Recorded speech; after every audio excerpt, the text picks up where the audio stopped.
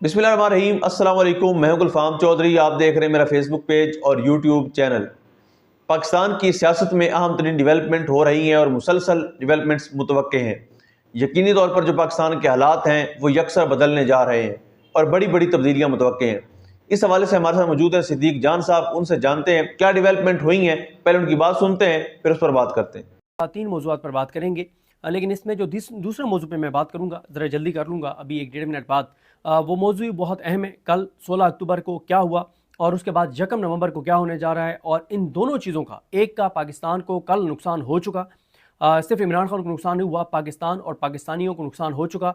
और जो 1 नवंबर है वो भी अगर यही होता है तो उससे इमरान खान और पाकिस्तान को और पाकिस्तानियों को बहुत ज़्यादा नुकसान होगा। और इसकी तमाम तर जो 1 नवंबर वाली जिम्मेदारी है वो तहरीक इंसाफ की लीडरशिप पर आएगी। तो वो मैं दूसरे नंबर पे उस मौजू पे तफसील से बात करता हूँ। पहले तो सुहेल अफरीदी साहब ने इस्लामाबाद हाई कोर्ट से रजू कर लिया है ताकि इमरान खान साहब से मुलाकात की जा सके। और उन्होंने अब देखते हैं उनकी अब मंडे को लगेगी ये पिटीशन, और मंडे को जब ये पिटीशन लगेगी किस जज के सामने लगेगी और क्या ऑर्डर्स आते हैं तो बड़ा इंपॉर्टेंट है। बाकी तोशाखाना 2 तोशाखाना 2 केस की समात अब 29 अक्टूबर तक चली गई हुई है। तो इस दौरान कोई ऐसा केस नहीं है जिसमें इमरान खान साहब की अपनी बहनों से मुलाकात हो सके। तो उससे पहले अब मंगल ही आना है, और मंगल वाली मुलाकातें आजकल इमरान खान साहब की अपनी बहनों से होती नहीं हैं। और ये भी एक अदालतों के अंदर तहरीक इंसाफ का बड़ा चैलेंज है कि किस तरह से आप सलमान रकम राजा साहब और दीगर उनकी जो लीगल टीम है वो मंगल वाली मुलाकातें बहाल करवाते हैं, क्योंकि इमरान खान साहब के साथ मुलाकातों के लिए मंगल वाली मुलाकात बहाल होना बहुत ज़रूरी है। क्योंकि तोशाखाना 2 केस में जब सज़ा सुना दी जाएगी आगे 1-2 हेयरिंग्स पे, तो फिर तो वैसे ही फिर कोई और केस तो अभी है नहीं, और जब कोई और केस है नहीं तो फिर इमरान खान साहब से मुलाकातें नहीं हो सकेंगी, क्योंकि GHQ हमला केस जो है वो भी नहीं चलाया जा रहा। तो बाकी सुहेल अफरीदी साहब को कल नहीं मिलने दिया गया, और कल ही अलकादरी केस की समात भी जो है वो मनसूख कर दी गई, कॉज लिस्ट जो है वो मनसूख कर दी गई। और उसमें जो हुआ है अलकादर वाले में तो पता चला कि जो सलमान राजा साहब ने बताया कि कोई दावत पे कहीं जाना था इन्होंने सरफराज डोगर साहब ने। अच्छा, एक बात आप जहन में रखें कि जस्टिस सरफराज डोगर जो कुछ कर रहे हैं उनको chief justice Pakistan justice Yahya Khan Afridi sahab की 100% हमायत सपोर्ट मुकम्मल तौर पर हासिल है। वो जो कुछ भी तहरीक इंसाफ के साथ तहरीक इंसाफ के केसेस में कर रहे हैं वो नहीं कर रहे, वो ऐसे समझें कि indirectly chief justice Pakistan justice Yahya Afridi कर रहे हैं। अब आपका सवाल ही होगा कि chief justice Pakistan justice Yahya Afridi sahab का इमरान खान से क्या मसला है। उनकी इमरान खान से सबसे मसला ये है कि इमरान खान 26वीं आईनी तरमीम का खात्मा चाहते हैं, और चीफ जस्टिस पाकिस्तान याहिया अफरीदी साहब को पता है कि अगर इमरान खान साहब रिहा होते हैं और वो कोई तहरीक चलाते हैं और 26वीं आईनी तरमीम का खात्मा होता है तो फिर वो चीफ जस्टिस पाकिस्तान नहीं रहेंगे। और उसके अलावा फिर पाकिस्तान के अंदर इतनी बड़ी तब्दीली आ जाएगी कि वो शायद जज भी ना रहें, क्योंकि इमरान खान के बाहर आने से फिर बहुत बड़ी बड़ी तब्दीलियाँ होंगी। और फिर बड़ा मुश्किल है कि जस्टिस याहिया अफरीदी हों, जस्टिस आमिर फ़ारूक हों, जस्टिस सरफराज डोगर हों, वो तमाम किरदार जो पिछले 3 साल में जिस तरह से उन्होंने फ़ैसले दिए, तो वो उनका बड़ा मुश्किल है जज की कुर्सी पे भी रहना। तो इस वक्त याहिया अफरीदी साहब का मसला ये है कि इमरान खान साहब के साथ उनकी सबसे ज़्यादा जिन चंद लोगों का मसला है उनमें से एक याहिया अफरीदी साहब है। तो याहिया अफरीदी साहब की जस्टिस सरफराज डोगर को मुकम्मल तौर पर हमायत जो है वो हासिल है। अब आ जाए एक और मामले के ऊपर, और ये है कल सुप्रीम कोर्ट बार के इलेक्शन हुए जो कि तहरीक इंसाफ के हमायत याफ्ता उम्मीदवार जो हैं वो हार गए। और आगे 1 नवंबर को पंजाब बार कौंसिल और पाकिस्तान बार कौंसिल का जो है वो इलेक्शन है। अब आप जैसे ही ये मेरी बात सुन रहे होंगे आप कह रहे होंगे यार ये क्या फजूल बात कर रहे हैं, हमारा हम पाकिस्तानियों का इससे क्या लेना देना है जो सदीक जान बात कर रहा है। इस मामले से पूरे पाकिस्तान के लोगों के मफादात जुड़े हुए हैं, इंसानी हकूक़ के मामला जुड़े हुए हैं। मैं आपको सामने ये चीज़ें रखता हूँ, ये शायद आप पहली बार सुन रहे होंगे, क्योंकि इससे पहले इस मौजू पे सबसे ज़्यादा जो बात करते हैं वो हसनात मलिक साहब बात करते हैं, उनके अलावा इस चीज़ के ऊपर कोई बात नहीं करता। देखिए, कल जो सुप्रीम कोर्ट बार के इलेक्शन थे ये इसलिए इंपॉर्टेंट थे कि सुप्रीम कोर्ट बार का जो सदर होता है उसका अदालती जो मुख्तलिफ पॉलिसीज़ हैं उसमें बड़ा अहम किरदार होता है। उसको चीफ जस्टिस पाकिस्तान कोई भी हो वो उनको ऑन बोर्ड रखता है सुप्रीम कोर्ट बार को। सुप्रीम कोर्ट बार का इलेक्शन हारने की वजूहत क्या हैं?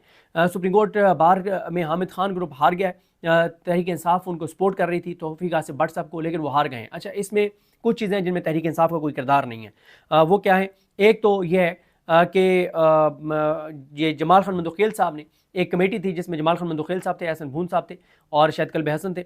इस कमेटी ने हाई कोर्ट के वकला को सुप्रीम कोर्ट का वकील बनाना था। उसके लिए पूरा एक प्रोसीजर होता है और बड़ा मुश्किल होता है। इस वक्त पाकिस्तान में लाखों वकील हैं, लेकिन सुप्रीम कोर्ट के वकील टोटल जो हैं वो 3800-3900 थे।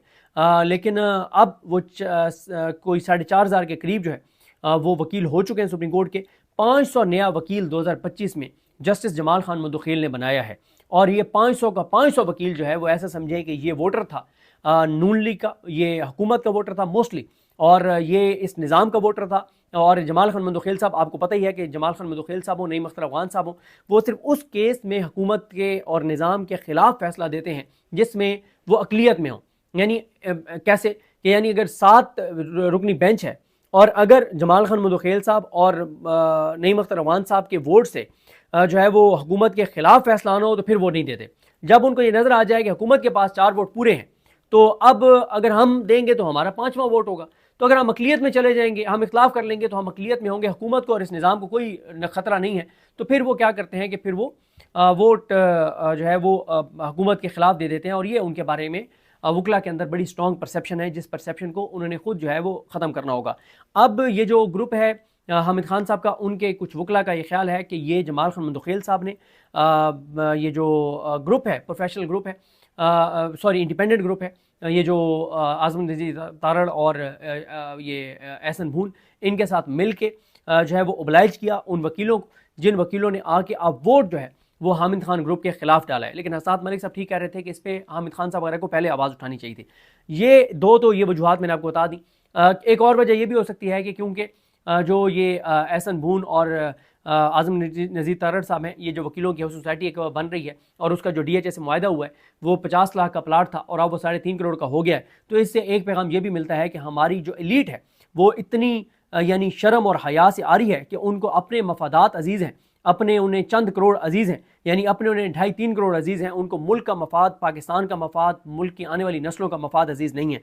क्योंकि ये जो ग्रुप है, जो ग्रुप जीता है, इस ग्रुप ने पिछले 3 साल में इंसानी हकूक़ की पामालियों को सपोर्ट किया है, इस हुकूमत को सपोर्ट किया है, इलेक्शन की चोरी को सपोर्ट किया है, हर पाकिस्तान को नुकसान पहुँचाने वाली चीज़ को इस ग्रुप ने सपोर्ट किया है। और ये कहीं पे भी इंसानी हकूक़ के साथ खड़े नहीं हुए, ये कहीं भी पाकिस्तान के लोगों के मफादात के साथ खड़े नहीं हुए, ये जो ग्रुप जो जीता है। अब कहाँ पे तहरीक इंसाफ का मसला है? देखें, जब मैं ये आपको बता रहा हूँ कि ये सुप्रीम कोर्ट बार का इलेक्शन बहुत इंपॉर्टेंट था, और ये बात ध्यान में रखें कि जो आबिद ज़ुबैरी साहब जीते थे उसमें अगर मैं किसी, ज़ाहिर है इसमें कोई शक नहीं, आबिद ज़ुबैरी साहब ने बहुत मेहनत की सारी चीज़, लेकिन तहरीक इंसाफ से एक ही शख्सियत थी, एक ही नौजवान था जिसने पांसा पलटा था, जिसने बाजी पलटी थी, और उसका नाम था हसान न्याजी। हसान न्याजी ने तने तनहा ये पूरी कंपेन करवा के और हसान न्याजी ने आबिद ज़ुबैरी साहब को जितवाया था। क्यों? हसान न्याजी ने उस वक्त वकला को इंगेज किया और तमाम तंजीमात को एक्टिव किया, अपने तमाम लोगों को एक्टिव किया, तमाम लोगों को कॉल्स की। मतलब हसान न्याजी अकेला था जिसने आबिद ज़ुबैरी साहब की जीत में मरकज़ी किरदार अदा किया था। अब ये लम्हा फ़िक्री है तहरीक इंसाफ की बाहर पूरी क़यादत के लिए, तहरीक इंसाफ के वकला के लिए, उनके वकला के करते धरतों के लिए, कि हसान न्याजी अगर आबिद ज़ुबैरी को जितवा सकता है तो आप क्यों नहीं तौफीक आसिफ साहब भट्ट को जितवा सके। इसमें वो कोई शक नहीं, उनका ताल्लुक जमात इस्लामी से है, लेकिन वो हामिद खान ग्रुप के थे। हामिद खान साहब को भी वैसे बेहतर यही है कि अब उनका जिस तरह से है, उनको दस्तबरदार हो जाना चाहिए इस ग्रुप की क़यादत से। उनको नौजवान लोगों के, या नौजवान से मुराद यह है कि ज़ाहिर है सुप्रीम कोर्ट का वकील जाके बनते ही कोई 50 साल की उम्र के करीब है। और जी बिल्कुल, जिस तरह से आपने सिद्दीक जान साहब को सुना कि आइंदा आने वाला जो हफ्ता है, ये चंद दिन है, ये पाकिस्तान की सियासत में कितने अहम हैं, और इसमें जो पाकिस्तान की सियासत है उसमें कितनी बड़ी तब्दीलियां मुतवक्के हैं। अल्लाह पाक वतन अजीज़ का हामी व नासिर हो। पाकिस्तान जिंदाबाद।